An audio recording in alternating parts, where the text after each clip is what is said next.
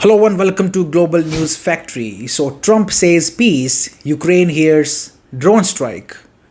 That is some next level diplomacy. While Putin was mid-air en route to Kursk, Ukraine allegedly tried turning his chopper into confetti. Subtle. And when Russia fires back, suddenly he is the madman. Meanwhile, Ukraine's Patriot systems are cracking, their ammo is running low, and Zelensky wants Europe to foot a $15 billion wishlist. Oh, and they're crying about China helping Russia while shamelessly dining out daily on Western aid. Toss in Macron getting face palmed by his wife on a tarmac, and you have got the week's perfect summary. Global politics powered by hypocrisy and held together by duct tape. Let's begin by connecting the dots, shall we? On May 19th, Trump and Putin they agree that maybe, just maybe, it is time for Russia and Ukraine to start peace talks. A breakthrough, right? At least it was a flicker of actual diplomacy in a war that has mostly been about who can drop more drones on each other. The very next day, on May 20th, Ukraine tries to blow Putin out of the sky. Subtle, right? As per Russian military sources, Putin's chopper flew straight into buzzsaw of drones fired by Ukraine during his surprise visit to Kursk. Russia scrambled its air defenses to defend the aircraft, swarms of drones, dozens shot down, chaos in the skies, all while the man you are supposedly trying to negotiate with is airborne. If this is Ukraine's idea of a peace overture, someone needs to check the translation. And it was not a one-off. Ukraine did not just go after Kursk, they went drone wild again across Russian airspace. Moscow's airport did not get hit, but it shut down anyway, for the 217th time this year. And it is only May. This assault by Ukraine was so intense that a delegation of Indian lawmakers got stuck mid-air in Moscow's airspace. Welcome to wartime diplomacy, 21st century style. Air raid sirens, no-fly zones, and MPs stuck in holding patterns. Then comes Russia's counterstrike, massive, merciless, and suddenly the media, elite clowns in Washington and Brussels, and even Trump himself declared that Putin has gone absolutely crazy. Watch this. I'm not happy with what Putin's doing. He's killing a lot of people, and I don't know what the hell happened to Putin. I've known him a long time, always gotten along with him, but he's sending rockets into cities and killing people, and I don't like it at all, okay?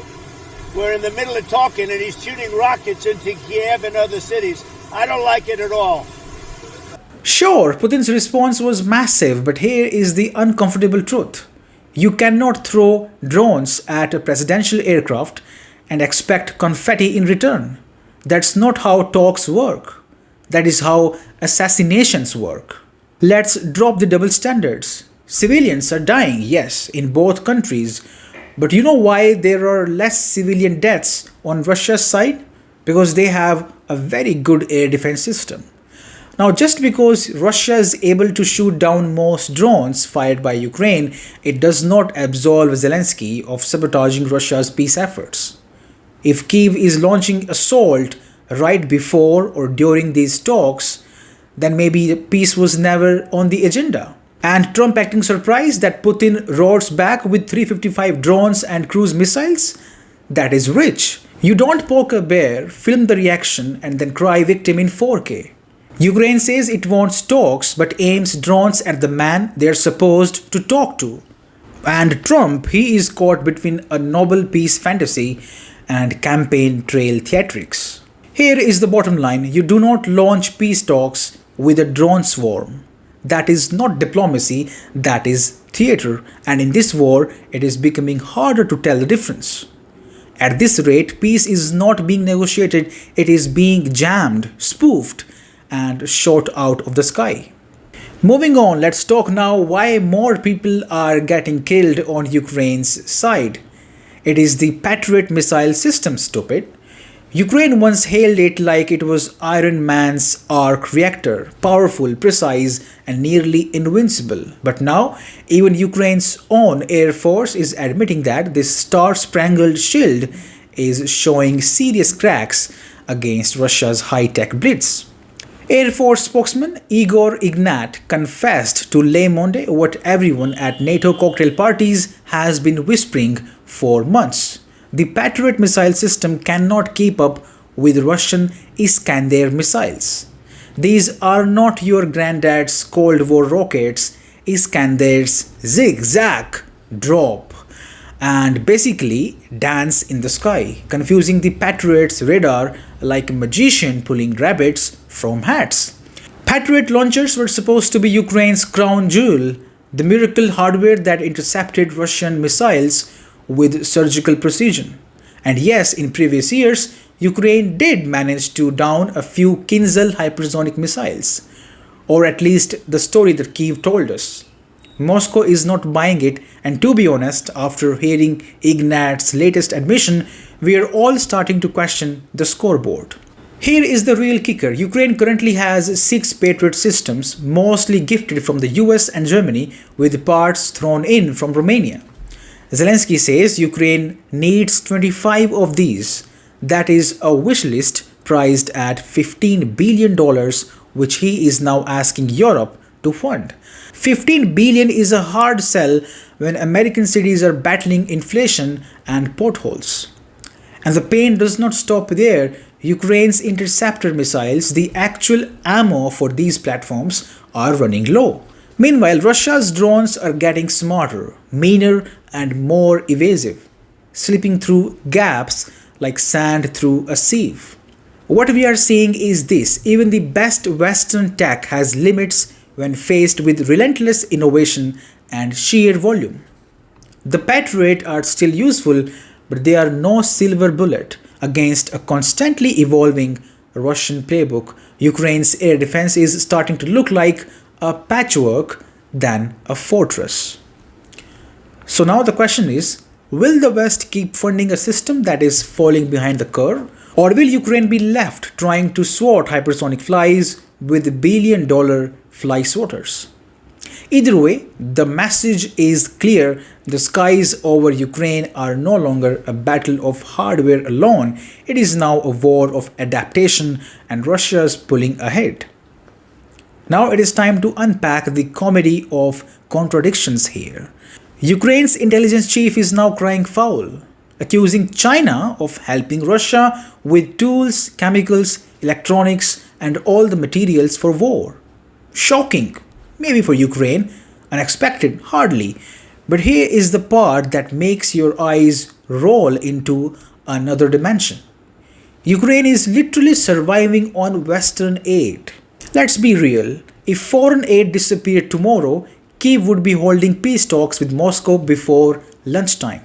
Ukraine's weapons, air defense systems, drones, intelligence, and even salaries for some of its top officials are funded by the West. Billions from the US and Europe pour in, not out of charity but to prop up Ukraine's fight and by extension the West's geopolitical chessboard. So when Ukraine cries foul about Russia getting help from China, it lands a bit hollow. That is not a moral objection, it is a monopoly complaint. We get to have powerful friends, not you, is basically the argument.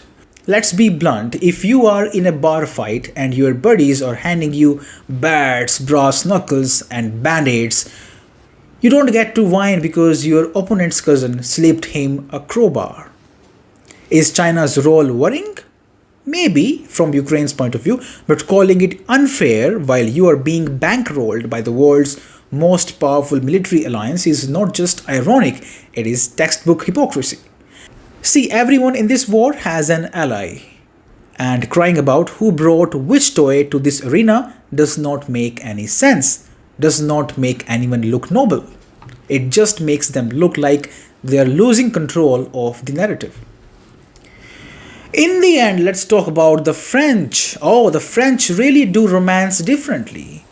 While the rest of us are still trying to figure out boundaries in marriage, Emmanuel Macron is out here getting a face shove from his former high school teacher turned first lady right on the steps of a presidential plane.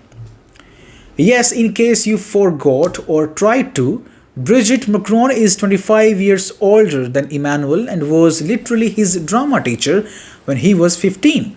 Most of us got detention for backtalk. Macron apparently got a marriage proposal and a lifetime subscription to homework from home. Now fast forward a few decades and they are bickering on Air Elysee, right as the door opens in Vietnam. Macron is giving her that presidential finger wag, likely mid-lecture on protocol or posture or who knows what, and Madame Brigitte fights back with a gentle slap-shove combo that screams, "Don't you forget who used to grade your essays, kid?"